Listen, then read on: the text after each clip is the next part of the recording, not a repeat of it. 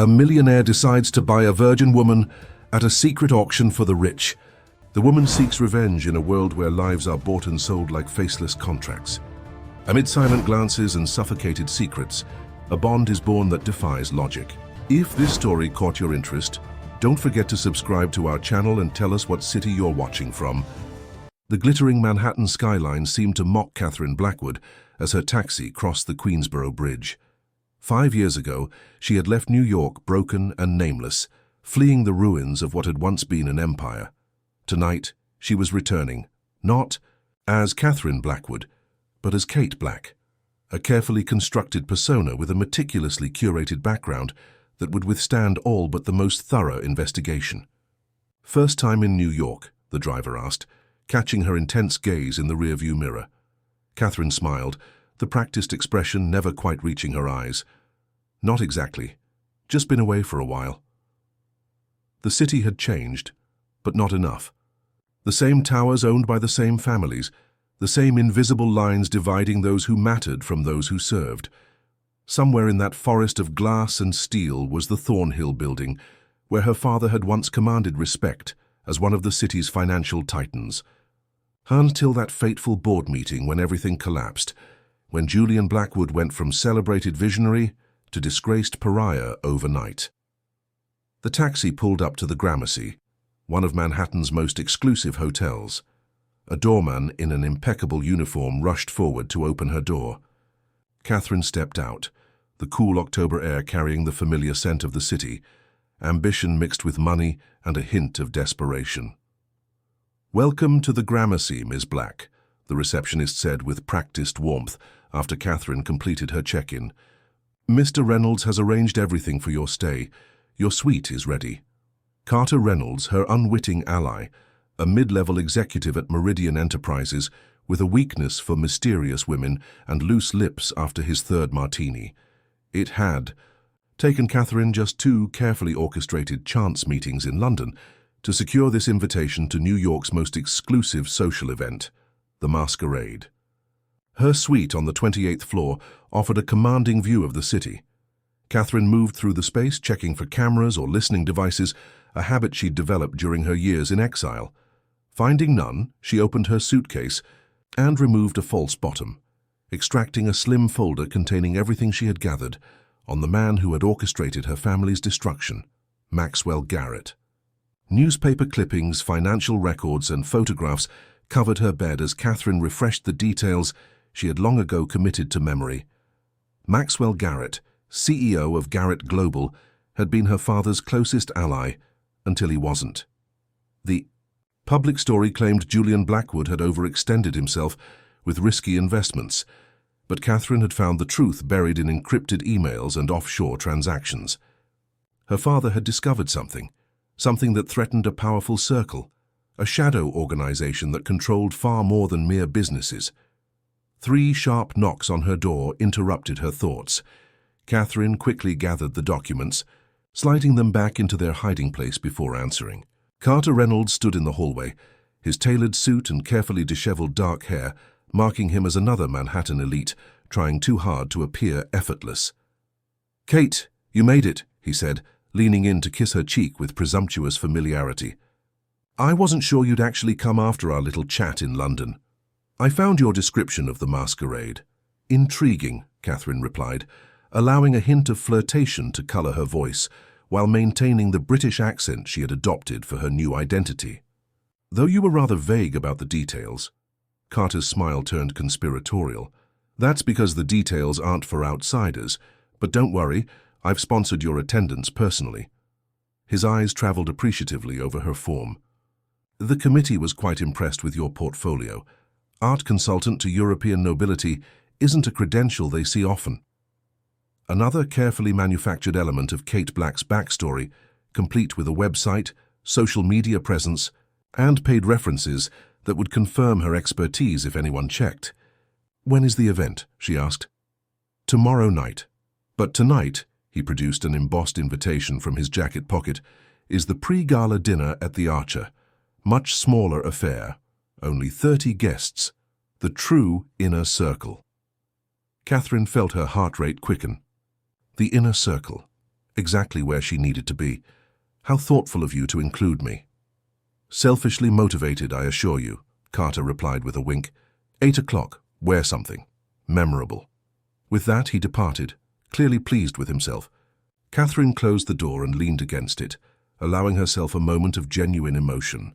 5 years of planning, of reinvention, had led to this moment.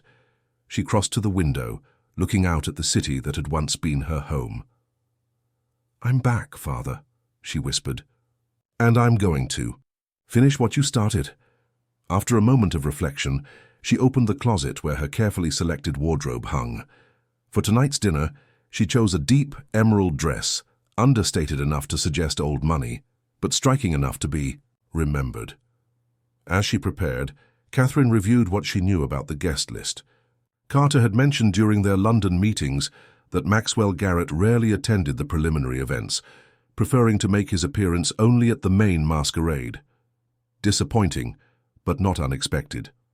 Her phone chimed with a message from an unlisted number. Confirmation, Garrett Global Analysis complete. Full report uploaded to secure server. Her contact at the private intelligence firm she had hired, one more piece of the puzzle falling into place.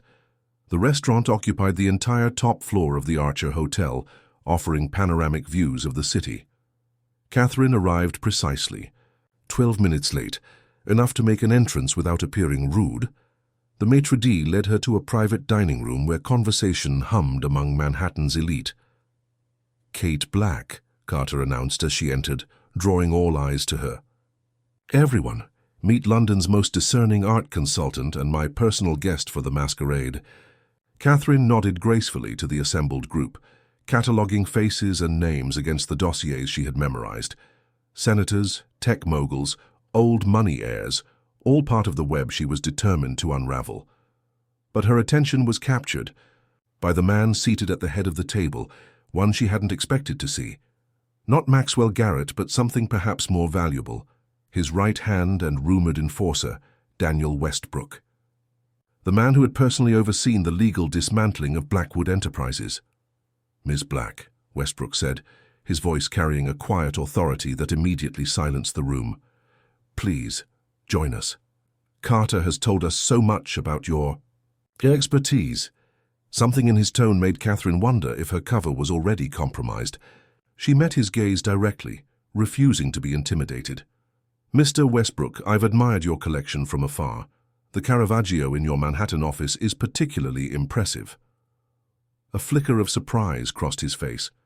Few people knew about that painting, kept in his private office and never publicly acknowledged, due to questions about its provenance. "You are well informed," he replied, gesturing to the empty seat beside him. "Perhaps you can tell me more about how you came by such specific knowledge." As Catherine took her place, she felt the air change, the light social gathering transforming into something more like an interrogation. She had expected to observe, tonight, to gather intelligence. Instead, she found herself at the center of attention, directly across from one of the architects of her family's fall. "I make it my business to know what others value," she said, meeting Westbrook's calculating gaze with one of her own. "Especially when those values are kept hidden from public view." Around them, conversations resumed, but Catherine could feel Westbrook's assessment continuing. She had prepared for this moment for years, constructed her persona with painstaking detail, but now, seated across from a man who had helped destroy everything she loved, Catherine felt the first tremor of doubt. Had she miscalculated? Was she truly ready to infiltrate this world again, a world that had crushed her family without mercy? And more concerning still, the way Westbrook studied her suggested he was looking for something specific. As dinner progressed, she felt the weight of another gaze. From the far end of the table, a man sat in shadow, his features obscured, but his attention unmistakably fixed on her. When a waiter moved, allowing the light to briefly illuminate his face, Catherine nearly lost her composure. Alexander Harrington, the billionaire recluse whose name appeared in financial publications, but whose face rarely did. The man rumored to have built an empire by acquiring failing companies and extracting their value through means that skirted legality. A man connected to Maxwell Garrett through channels so discreet they barely left a trace. And now his eyes were locked on hers with an intensity that suggested not just interest, but recognition. Catherine maintained her composure throughout dinner, deflecting Westbrook's probing questions with practiced ease while gathering valuable information. The conversation flowed across topics designed to reveal vulnerabilities: art, politics, finance, a verbal chess match where every response was evaluated. She was certain now. They were testing her. "You've traveled extensively, Ms. Black," Westbrook observed as dessert was served, "yet I find it curious that someone with your connections has remained relatively unknown until recently." "Not everyone craves the spotlight, Mr. Westbrook," Catherine replied. "Some have us prefer to operate in more selective circles." A ghost of a smile crossed his face. "Indeed. And how did you first connect with Carter?" Before she could answer, a deep voice interrupted from the shadowed end of the table. "I believe that's enough interrogation for one evening, Daniel." Alexander Harrington stood, commanding the room's attention without effort. Unlike the other men present, he wore no tie, his charcoal suit exuding casual authority. "Ms. Black is a guest, not a subject for cross-examination." Westbrook inclined his head in deference. "Merely professional interest, Alexander." "Your professional interest has been noted," Harrington replied, his tone making it clear the matter was closed. He turned to Catherine. "Would you care to join me on the terrace, Miss Black? The view is particularly striking after rain." It wasn't really a question. As Catherine followed him outside, she recalibrated her strategy. Harrington was an unknown variable in her plans, one with apparent authority over Westbrook. The terrace overlooked a glittering Manhattan, the earlier rain having washed the air clean, leaving the city sharp and defined against the night sky. "You're not what I expected," Harrington said without preamble, his back to her as he gazed out over the skyline. "And what did you expect, Mr. Harrington?" Catherine kept her voice neutral. He turned, studying her with eyes that seemed to strip away pretense. "Someone less authentic. Carter's guests usually lack substance." "Perhaps you should reconsider your opinion of Carter," she replied, stepping beside him at the railing. "Oh, I value Carter precisely for what he is, a social connector with more ambition than discernment. It makes him useful." Harrington paused. "But you already knew that, didn't you? That's why you used him to gain entry to this circle." Catherine's pulse quickened, but her expression remained impassive. "You make it sound rather calculating." "Isn't it?" His gaze was unwavering. "The question is why. What does Kate Black hope to gain by infiltrating the masquerade?" A dangerous moment, truth veiled as casual conversation. Catherine had prepared for suspicion, but not this direct confrontation from someone she'd barely researched. She decided on a partial truth. Access, opportunity. Isn't that what everyone seeks in exclusive gatherings? Most people, yes. Harrington stepped closer. "But you're not most people." Your eyes scanned that room like someone memorizing targets, not networking opportunities. For a heartbeat, Catherine considered retreat, but instinct told her Harrington wasn't threatening her yet. He was curious. She could use that. "Perhaps I simply process social situations differently than most. Being an outsider tends to sharpen one's observational skills." Something shifted in his expression. Recognition, perhaps. "An outsider, yes, I understand that perspective quite well." He reached into his jacket and produced a small envelope, offering it to her. "Your invitation to the masquerade.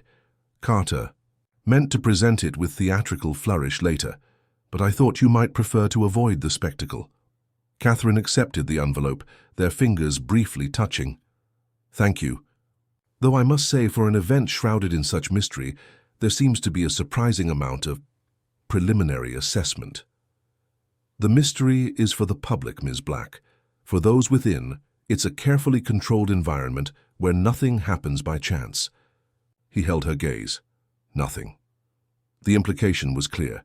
Her presence had been noted, evaluated, perhaps even anticipated. Before she could respond, the terrace door opened, and Westbrook emerged. "Alexander, Senator Markham is asking for you," he said, his eyes flicking between them with barely concealed interest. "Please excuse me," Harrington said to Catherine.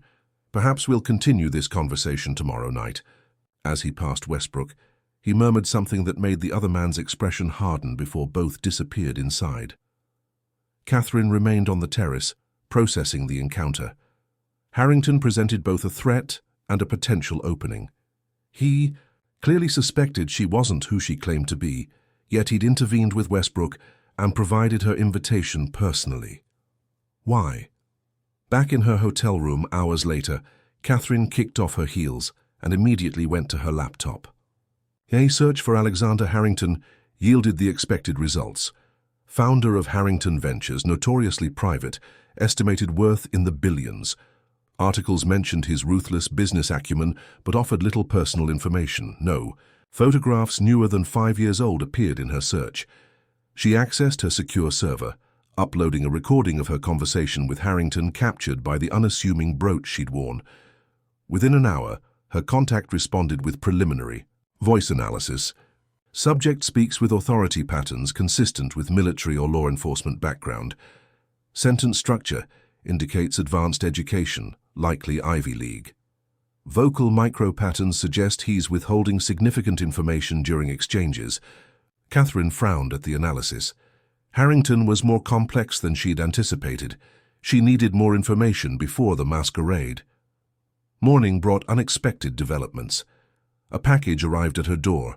Inside, an exquisite Venetian mask of midnight blue adorned with silver filigree.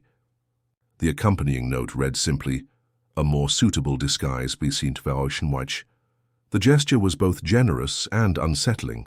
How had Harrington known her room number? More concerning, what did he mean by more suitable? Was it merely an aesthetic suggestion, or was he implying that her current disguise, her entire Cape Black persona, was insufficient? Catherine spent the day preparing, reviewing dossiers on expected attendees and finalizing her approach. Her primary target remained Maxwell Garrett, but Harrington now represented a wild card she couldn't ignore. By late afternoon, her private investigator had delivered a thin file on Harrington, thinner than expected. Much of his life remained obscured behind shell companies and privacy measures that even her well-paid resources couldn't penetrate. One detail stood out. Before founding his own company, Harrington had briefly worked at Blackwood Enterprises, directly under her father. The connection was tenuous. He'd been there less than a year, but it was enough to raise questions. Had he recognized her somehow? Was that why he'd approached her? As evening fell, Catherine dressed with ceremonial precision. Her gown, custom-made in Paris, was the color of champagne, subtle yet unmistakably luxurious. She applied her makeup to enhance rather than transform, wanting to appear as her most confident self. The finishing touch was Harrington's mask, which she secured with practiced fingers. The masquerade was held at the Thornhill Museum of Modern Art, a cruel irony given that the building had once been the Blackwood Gallery before her family's collapse forced its sale. Catherine steeled herself as her car approached the familiar limestone facade, now illuminated with dramatic lighting that transformed it into something alien and theatrical.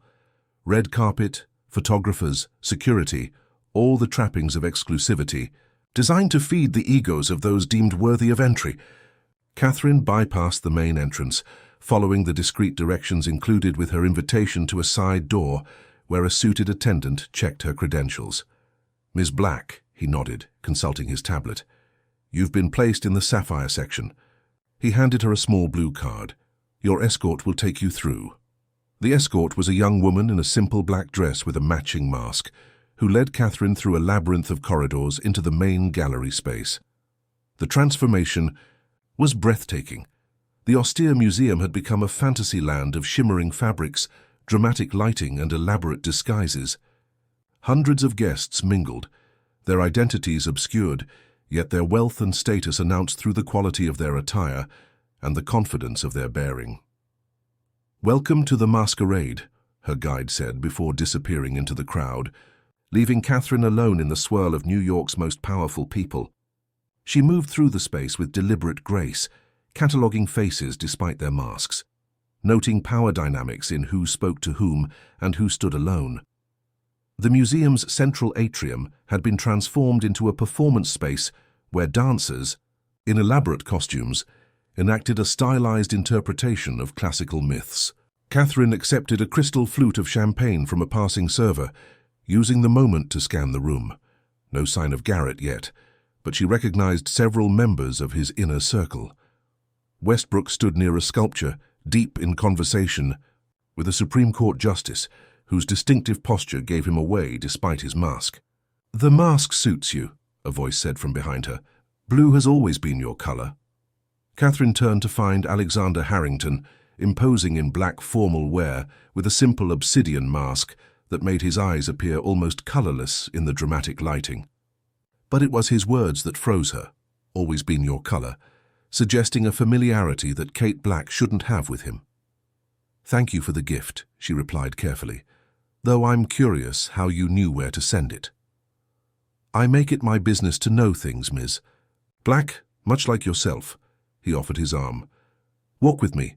There's something I'd like to show you." Warning bells sounded in Catherine's mind, but refusing would only heighten suspicion. She placed her hand lightly on his arm, allowing him to guide her through the crowd that seemed to part instinctively before them. "The masquerade has been a tradition for over a century," Harrington explained as they walked. "Though its purpose has evolved, what began as mere entertainment for the privileged has become something far more functional." "And what function is that?" Catherine asked. Harrington's smile was enigmatic behind his mask. "Alliance selection, transition of power." He led her toward a cordoned-off section where 2 security personnel stood at attention. With a slight nod from Harrington, they stepped aside. Beyond. The velvet rope was a smaller gallery, where perhaps 30 people gathered in more subdued conversation. The masks here were simpler, the attitudes more serious. This was clearly an inner sanctum of some kind. "The real masquerade happens here," Harrington said quietly, "away from the spectacle." Catherine scanned the room, her breath catching as she finally spotted him. Maxwell Garrett, unmistakable even with half his face concealed.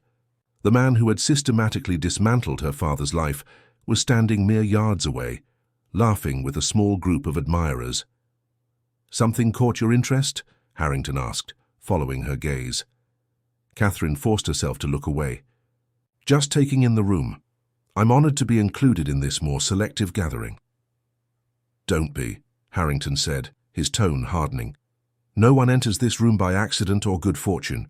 He turned to face her directly. "Only by design." "By design?" Catherine repeated, fighting to keep her voice steady. "What exactly do you mean?" Harrington's eyes never left hers. "This room represents power in its purest form, Ms. Black. Everyone here serves a purpose in a larger mechanism, including you." Before she could press him further, a subtle chime resonated through the gallery. The conversation ceased immediately, all attention turning toward a set of ornate doors at the far end of the room that slowly swung open. Maxwell. Garrett stepped forward, now flanked by Westbrook, and an older woman Catherine recognized as Senator Elizabeth Morgan, chairperson of the Intelligence Committee. "Brothers and sisters," Garrett began, his resonant voice carrying easily across the hushed room, "welcome to the 127th Conclave." Conclave, not masquerade. The terminology shift confirmed Catherine's suspicions. The public event was merely camouflage for something far more exclusive. "Tonight we continue our sacred tradition," Garrett continued, "the selection of new partners who will guide the future of our shared enterprises. Please proceed to the sanctuary for the presentation." The assembled guests moved with practiced precision toward the open doors. Harrington placed his hand at the small of Catherine's back, guiding her forward. "Stay close," he murmured. "And remember, everything you see from this point forward comes with a price of admission. There is no walking away." The warning sent a chill through Catherine, but retreat wasn't an option. 5 years of planning had led to this moment. She was finally positioned to access the inner circle that had destroyed her family. Whatever awaited in the sanctuary was her pathway to truth and retribution. Beyond the doors lay a space Catherine had never seen during her countless childhood visits to the gallery. A hidden chamber with soaring ceilings and walls lined with what appeared to be ancient texts behind glass. At the center stood a circular platform surrounded by tiered seating reminiscent of a small amphitheater. The original owner of this building had esoteric interests, Harrington explained as he led her to seats near the front. This room doesn't appear on any blueprint. Convenient for clandestine gatherings, Catherine observed. Precisely. As they took their seats, Catherine watched the other attendees with careful attention. Despite their masks, she identified several faces from her research, titans of industry, political power brokers, and old money dynasties. These were the true rulers of the world she had once inhabited, the puppet masters who had decided her father didn't deserve to be among them. The chamber darkened until only the central platform remained illuminated. Garrett took position at a podium while 12 individuals, 7 women and 5 men, emerged from side entrances to stand in a perfect circle around the platform's edge. "The selection begins," Garrett announced. "Tonight we welcome new blood into our ranks through the ancient right of mutual choice. Our candidates have been thoroughly vetted, their skills and backgrounds authenticated. Each brings unique value to our fellowship." Catherine felt her pulse quicken as she realized what was unfolding. This was the auction mentioned in rumors, a sophisticated matchmaking system where the elite selected promising newcomers for mentorship, partnership, or other arrangements that helped maintain their power structure. One by one each, candidates stepped forward to the center of the platform. Their qualifications were described in careful coded language: exceptional analytical capabilities with proven loyalty, strategic innovation in regulated markets, discreet management of sensitive transitions. No names were used, only designated numbers. After each presentation, handheld devices were activated by the seated members. Bidding, Catherine realized, though no currency was mentioned. Whatever exchange occurred here transcended mere money. "Candidate 7, called the announcer, as a poised woman in her 30s stepped forward. Catherine straightened as she recognized the face beneath the minimal mask. Elise Chambers, a brilliant cybersecurity expert whose company had mysteriously folded last year, despite groundbreaking innovations, another casualty of this group's machinations, offers exceptional penetration capabilities across secure platforms, demonstrated ingenuity in extracting protected information with no attribution, ready for elevation to inner circle operations after appropriate guidance. The bidding for Chambers was particularly active, with the devices in several hands lighting up repeatedly. Finally, a gesture from Garrett ended the process. "Candidate 7 is matched with Patron 4, the announcer declared. Catherine watched as Senator Morgan nodded in satisfaction. The politician had just acquired a personal hacker with elite skills, a valuable asset for someone with access to classified intelligence. The process continued with mechanical efficiency until 10 candidates had been matched with their new patrons. Only 2 remained on the platform when Garrett announced a brief intermission. "Interesting process," Catherine commented carefully to Harrington as the lights rose slightly, "though I notice you haven't participated in the bidding." "I'm selective," he replied. "Most years I observe without engagement. Yet you brought me here. Am I to assume this means something?" Harrington's expression remained unreadable behind his mask. "It means I find you. Intriguing, though perhaps not in the way you imagine." Before she could respond, Garrett approached them, his calculating gaze falling on Catherine with uncomfortable intensity. "Alexander, always good to see you participating in our traditions. It's been too long." Garrett extended his hand, which Harrington shook with what Catherine perceived as reluctance. "Maxwell," Harrington acknowledged. "May I present Kate Black?" Garrett took Catherine's hand, holding it perhaps a moment longer than courtesy required. "Ms. Black, your reputation precedes you." "I wasn't aware I had one in these circles," Catherine replied, her heart hammering as she finally faced the architect of her family's destruction. "Oh, we make it our business to know about exceptional individuals, especially those with unique backgrounds." Garrett's smile didn't reach his eyes. "I understand you've made quite an impression in European collecting circles. I prefer to think of myself as a facilitator rather than a collector," Catherine said, maintaining her British accent with careful precision. Connecting the right pieces with the right people. Indeed, Garrett's gaze was evaluative. And what brings you to our little gathering? Surely not mere curiosity. I was invited, Catherine replied, glancing at Harrington. Yes, quite unexpectedly, Garrett said, his tone suggesting this deviation from protocol hadn't gone unnoticed. Alexander rarely sponsors newcomers. You must be special indeed. The chime sounded again, signaling the end of intermission. Garrett nodded to them both before returning to his position at the podium. Catherine released a breath she hadn't realized she was holding. He suspects something, she whispered to Harrington. Garrett suspects everyone, Harrington replied. It's how he survived this long. The final phase of the selection began with increased formality. The last two candidates were presented, with greater ceremony, their qualifications detailed with reverent precision. Catherine realized these were not mere business assets, but potential inner circle members, individuals being elevated to the power structure itself. Our final candidate, Garrett announced, has been prepared for this moment through careful observation and testing, demonstrating exceptional strategic thinking, unparalleled adaptive capabilities, and a particular talent for transformation. A figure stepped into the light, and Catherine froze in shock. It was her, or rather, someone wearing her face. Oh wow. Young woman who could have been Catherine's double, dressed in an elegant gown identical to the one Catherine had considered wearing tonight before choosing her champagne-colored alternative. What is this? She hissed to Harrington, her composure finally cracking. His expression remained impassive. The reason I brought you here, watch. The Catherine double stood proudly in the center of the platform as Garrett continued his introduction.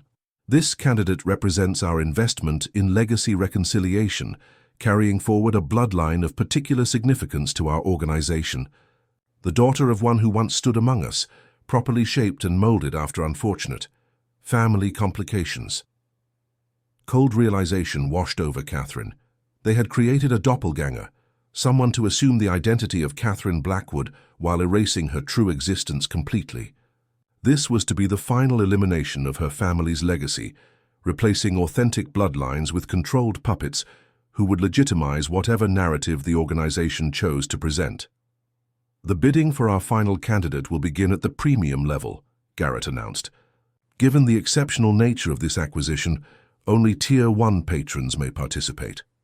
Only 3 devices activated, belonging to Garrett himself, Senator Morgan, and an elderly man Catherine didn't recognize. The bidding was brief but intense, with the senator ultimately withdrawing with visible disappointment. The final candidate is matched with Patron 9, the announcer declared, as the elderly man nodded in satisfaction. Catherine turned to Harrington, struggling to maintain her composure. Who is that? Harold Winters, Harrington replied quietly. Former director of clandestine operations for an agency that officially doesn't exist. The man who first proposed the replacement protocol 20 years ago. Replacement protocol? The systematic substitution of problematic individuals with controllable assets. It began with political dissidents, then expanded to include anyone with potentially disruptive influence or knowledge. Harrington's voice had dropped to a whisper. Your father discovered the program shortly before his downfall. That's why they targeted your family, Catherine. The use of her real name sent ice through her veins. You know, I've always known. Harrington's eyes held hers. Just as I knew they were planning to erase you completely by introducing this duplicate into society as the rehabilitated. Catherine Blackwood, heir to what remains of your family's assets and name. Her mind raced. If Harrington knew her true identity, others might as well. She was in imminent danger, surrounded by the very people who had orchestrated her family's destruction and now planned to eradicate her existence entirely. Why show me this? She demanded. Why not expose me immediately? Because I need you, Harrington replied, his voice tight with urgency. Just as your father needed me before they silenced him. This organization has become corrupted beyond recognition from its original purpose. What began as a coalition to guide world affairs has devolved into something monstrous. The ceremony was concluding, with Garrett announcing the traditional post-selection reception. People were beginning to rise from their seats, conversations resuming at normal volume. "We can't talk here," Harrington said. "Too many eyes, too many ears." He pressed something into her palm, a small metal key with an engraved number. "The Drake Hotel, midnight. If you want the truth about your father, about why all this happened, be there." Before she could respond, he rose smoothly and shook hands with approaching associates, seamlessly transitioning into the role of sociable billionaire. Catherine remained seated, her mind processing the implications of what she'd witnessed while her fingers closed tightly around the key. Her carefully constructed revenge plan had just been shattered by revelations she never anticipated. The organization that destroyed her family was larger and more insidious than she'd imagined. They weren't merely financial predators. They were social architects who literally replaced people who threatened their control.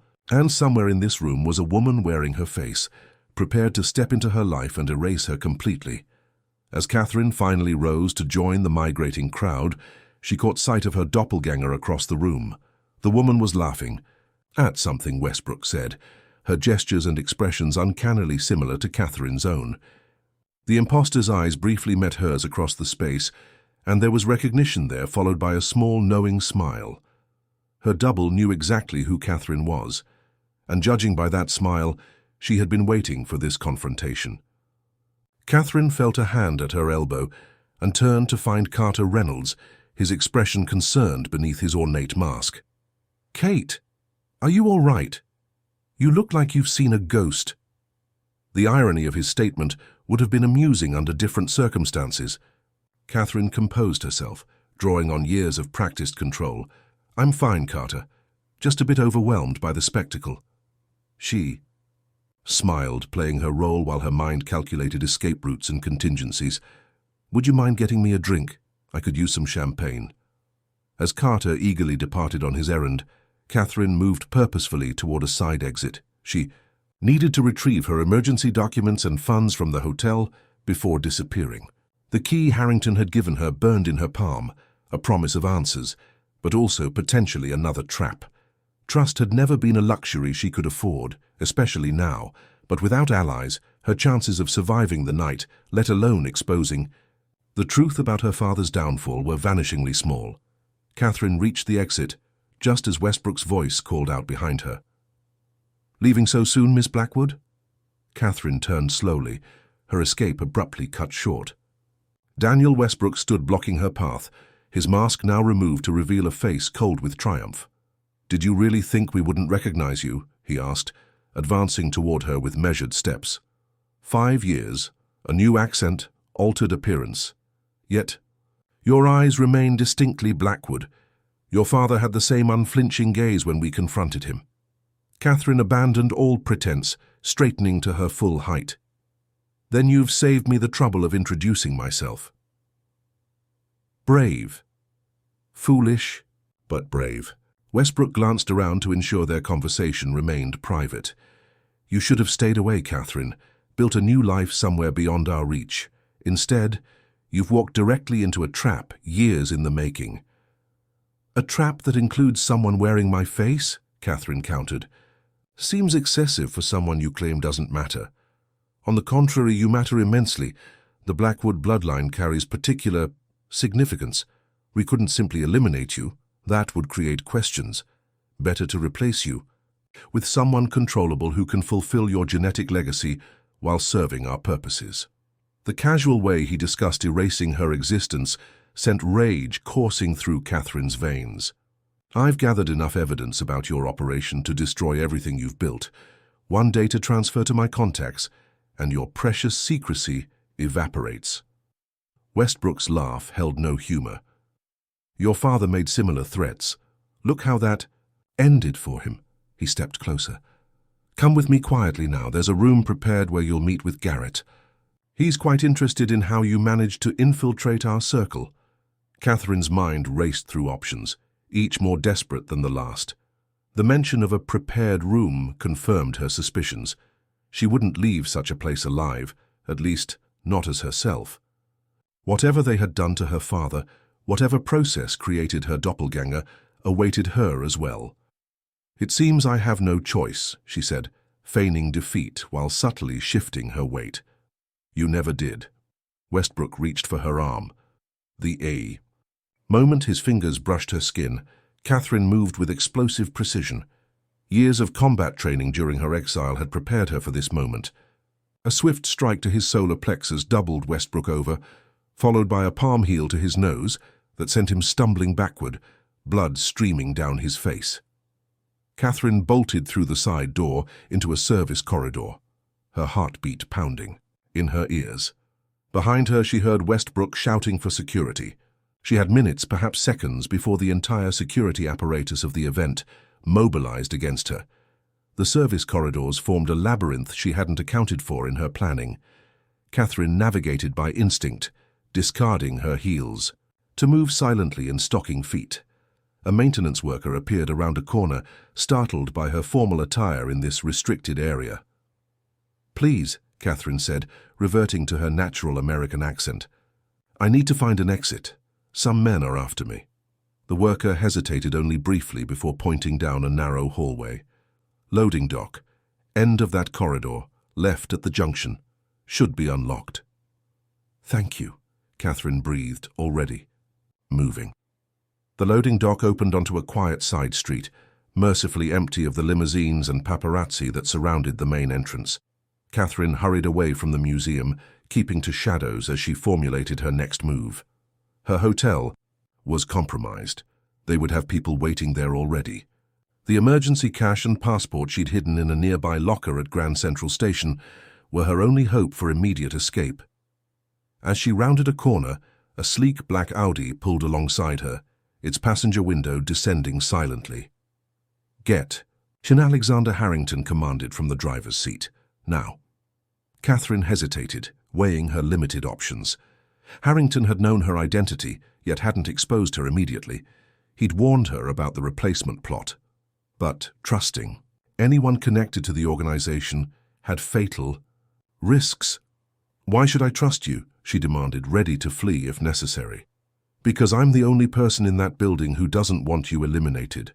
His eyes met hers. "And because I was with your father when he discovered the truth." "Obey."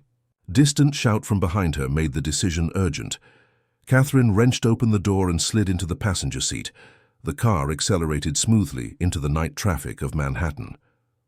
"They'll track your vehicle," she said, watching for pursuit in the side mirror. Not this one. Harrington navigated with the confidence of someone intimately familiar with the city's rhythms. "It's registered to a shell corporation with no connection to me. One of many precautions I've maintained since your father's warning." "What exactly did my father discover?" Catherine asked, the question that had driven her for 5 years finally spoken aloud. Harrington's expression darkened. The full extent of the replacement protocol.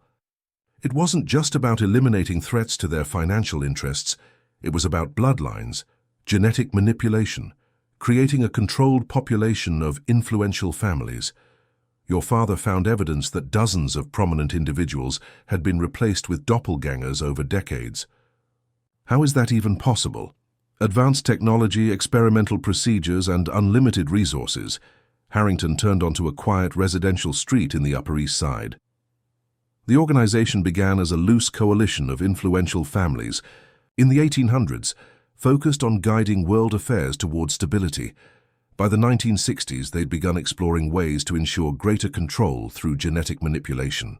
He pulled into an underground garage beneath an unassuming brownstone. "We should be safe here temporarily. The property exists under multiple layers of legal fiction." Catherine followed him into a private elevator that ascended to a minimalist apartment with sweeping views of the city. Despite her suspicion, she noted the lack of personal touches. This was a safe house, not a home. "Your father and I worked together briefly at Blackwood Enterprises," Harrington continued as he secured the door with multiple electronic locks. "I was positioned there by the organization to monitor his activities. They suspected he was investigating something outside his purview." "You were their spy," Catherine said coldly.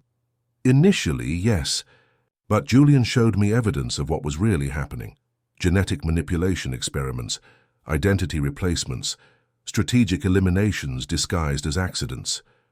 Once I understood the truth, I couldn't remain loyal to them. So you helped him gather evidence. Harrington nodded, moving to a concealed panel in the wall that revealed a hidden safe. We compiled everything into secured files with automated release protocols.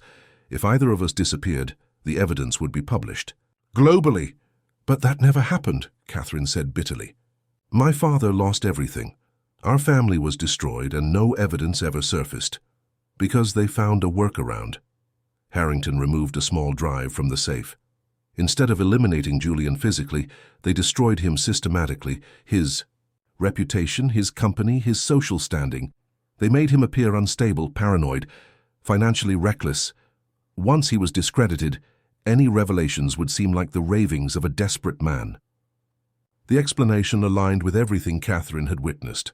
Her father's increasing isolation, the former friends who suddenly avoided their family, the media's ruthless portrayal of Julian Blackwood as a fallen financial titan who'd lost his grip on reality.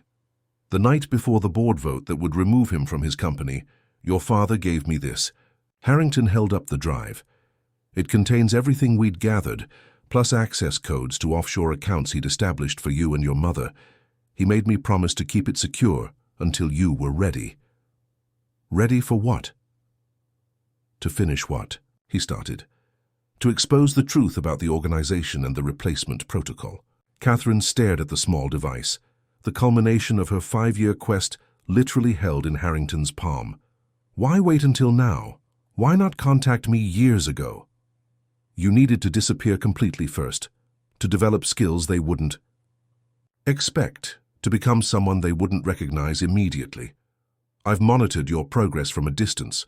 Your transformation into Kate Black was impressive, methodical, thorough. You showed patience few possess. A notification chimed on Harrington's phone. He checked it with a frown. They've deployed search teams throughout the city. Your hotel room has been secured, and they're interrogating Carter Reynolds about your background. Poor Carter, Catherine said without sympathy. His only crime was vanity and poor judgment in women. He'll survive, though his standing in the organization will suffer. Harrington moved to a wall of monitors, activating security camera feeds that showed the street outside. We don't have much time before they trace potential connections to me. We need to move to the contingency location. Catherine remained rooted in place. I still don't fully trust you, Alexander. How do I know this isn't an elaborate trap? That you're not simply delivering me to Garrett through a more circuitous route?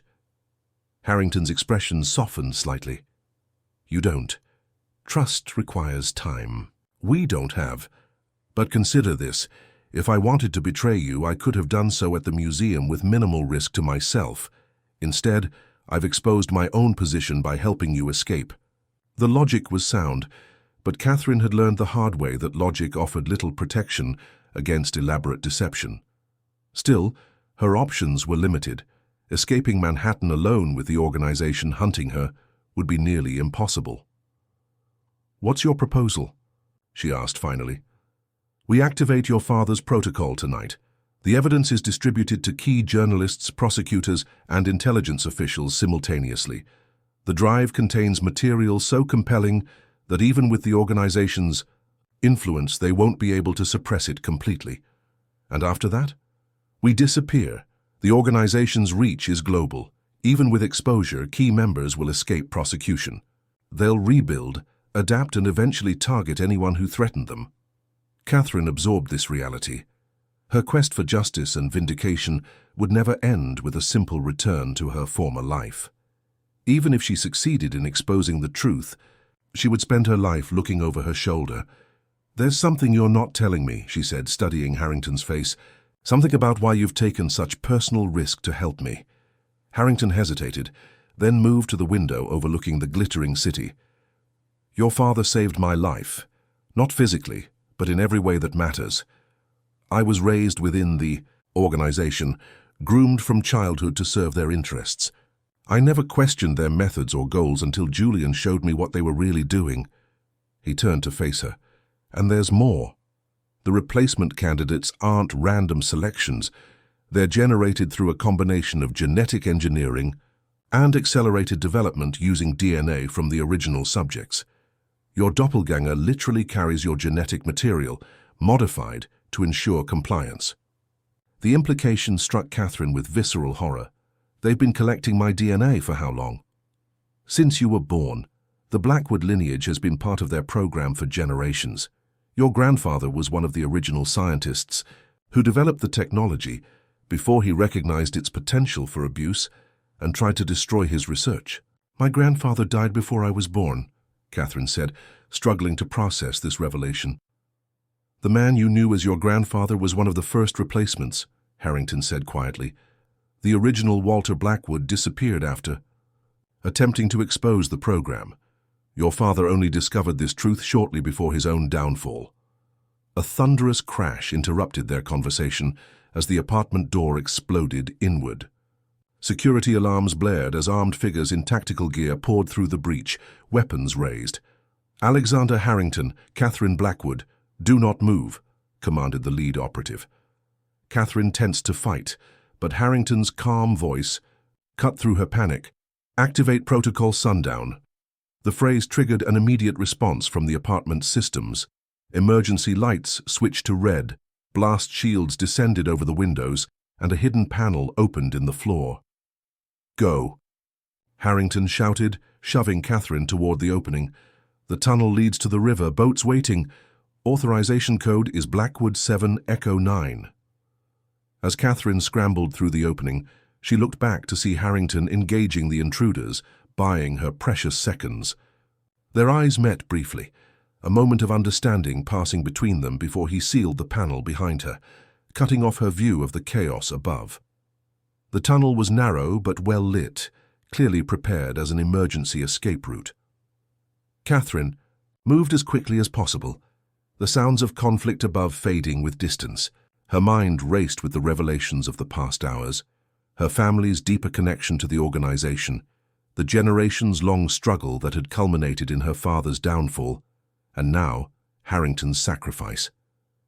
After what seemed like miles, but was likely only a few hundred yards, the tunnel opened into a small boathouse on the East River. As promised, a sleek craft waited at the dock, its systems activated by the code Harrington had provided. Catherine cast off the lines and guided the boat into the current, acceleration pushing her back against the seat as Manhattan's skyline receded behind her. In the distance, emergency vehicles converged on the brownstone she'd just fled, their lights painting the night in red and blue urgency. The boat's navigation system was preset for a destination across the river in Queens. As she approached the isolated dock, Catherine noticed a figure waiting in the shadows. Her hand moved to the weapon concealed in the boat's compartment, prepared for one final confrontation. Catherine Blackwood, the figure called as she cut. The engine. Your father sent me. The voice belonged to an elderly woman whose stooped posture and walking stick presented an appearance of frailty, belied by the sharpness of her gaze. Eleanor Vance, she introduced herself as Catherine cautiously approached. I was the original keeper of the archives before your father took over the responsibility. Archives?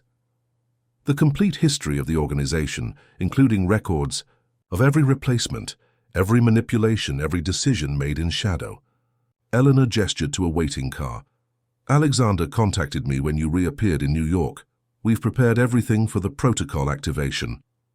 Harrington, Catherine began, has made his choice, Eleanor cut her off gently. As your father did, as you must now. The drive took them to an unassuming warehouse in an industrial area where Eleanor led Catherine to a sophisticated communications center hidden within. From here, we can distribute the evidence globally, through channels. The organization can't block completely. Once initiated, the process is irreversible. Catherine stood before the main console. The culmination of her 5-year quest reduced to a simple decision. Press the button and expose the truth at the cost of any hope for a normal future, or walk away with the knowledge she'd discovered, but leave the organization intact. What happened to my mother? She asked suddenly, After everything fell apart, she disappeared. I searched for years but found nothing. Eleanor's expression softened with genuine sorrow. Your mother discovered the truth independently. She confronted Garrett directly, believing their old friendship would protect her. She was one of the first to undergo the advanced replacement procedure. The woman who withdrew from public life after your father's disgrace was not Elaine Blackwood. The revelation struck Catherine like a physical blow. She's still alive? The real version of her? No. The process wasn't as refined then. The original, consciousness, couldn't be sustained separately from the physical form. Grief and rage crystallized into certainty. Catherine's hand moved to the activation control.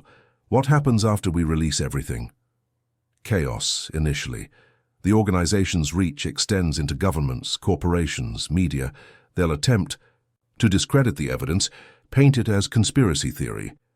But enough will stick to force investigations, resignations, arrests. Their power will be fractured, at least temporarily. And me? You'll need to disappear permanently.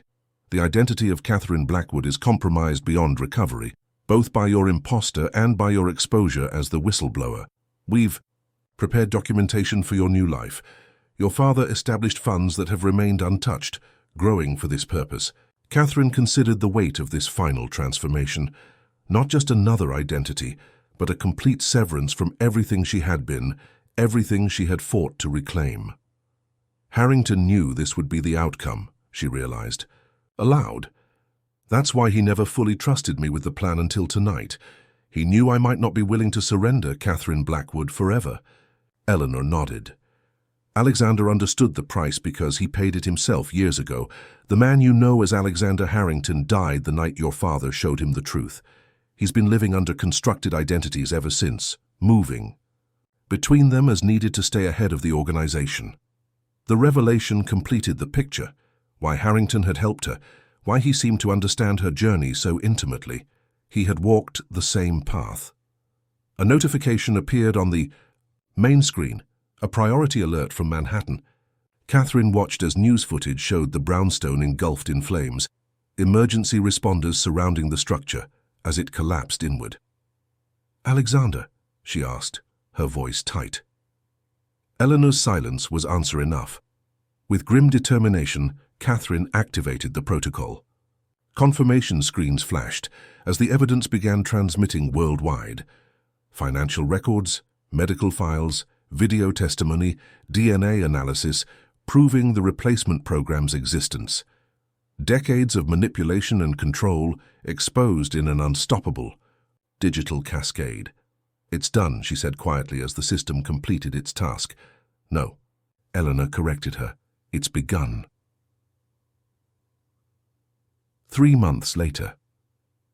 The small cafe in Lisbon was bustling with morning customers, locals and tourists, mingling in the warm Portuguese sunshine. Grace Mitchell, formerly Catherine Blackwood, sat at an outdoor table, nursing an espresso as she scanned the international news on her tablet. The repercussions of what the media now called the Masquerade Files continued to reverberate globally. Investigations had led to high-profile arrests, resignations, and at least one suspicious suicide. The organization's structure had been fractured, though Catherine harbored no illusions that it had been destroyed completely. Systems of power. That entrenched rarely disappeared entirely. They adapted, evolved, went deeper underground. Her attention was drawn to a new headline. Harrington Estate Dispute Reveals Connections to Masquerade Scandal. The article detailed the emergence of a previously unknown heir to Alexander Harrington's fortune, with documents suggesting the billionaire had maintained multiple identities for years before his confirmed death in the Manhattan explosion. A shadow fell across her table. Mind if I join you? Catherine looked up, her heart stuttering as she recognized the voice. The man before her bore little resemblance to Alexander Harrington. Different hair, different features, different posture. Yet something in his eyes remained unmistakable. You're dead, she said softly. So are you. He sat opposite her, ordering coffee with fluent Portuguese when the waiter approached. Grace Mitchell suits you. I understand you've established yourself as a literary translator. Creative choice. It allows me to work remotely, maintain irregular hours, justify travel. Catherine studied him carefully. How did you survive? The same way your father did. Catherine's coffee cup froze halfway to her lips. What? The explosion that night was controlled, designed to eliminate evidence while providing cover for my extraction. A similar scenario was executed for Julian Blackwood 5 years ago, though with less theatrical flair. The organization didn't kill your father, Catherine. They replaced him, yes, but the original Julian Blackwood was too valuable to eliminate completely.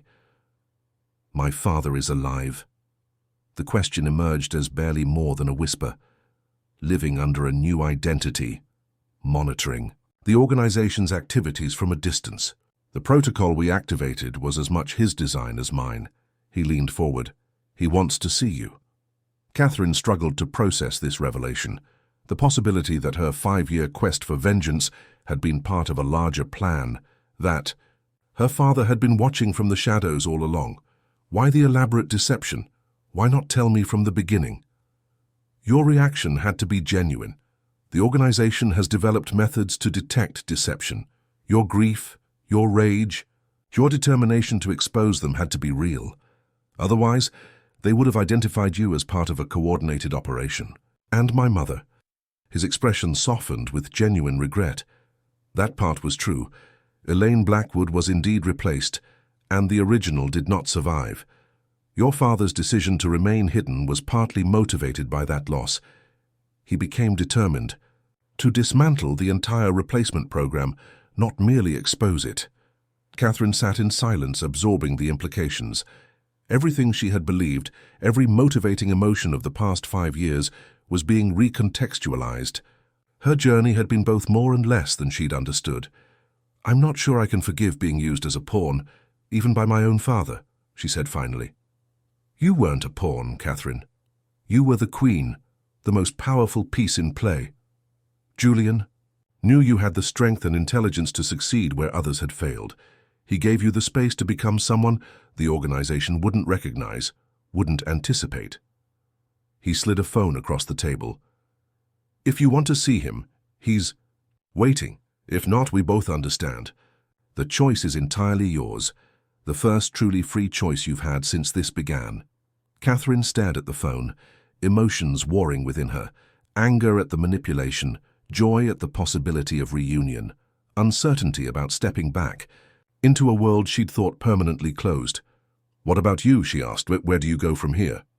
The organization is wounded but not destroyed. Those who remain will rebuild, adapt.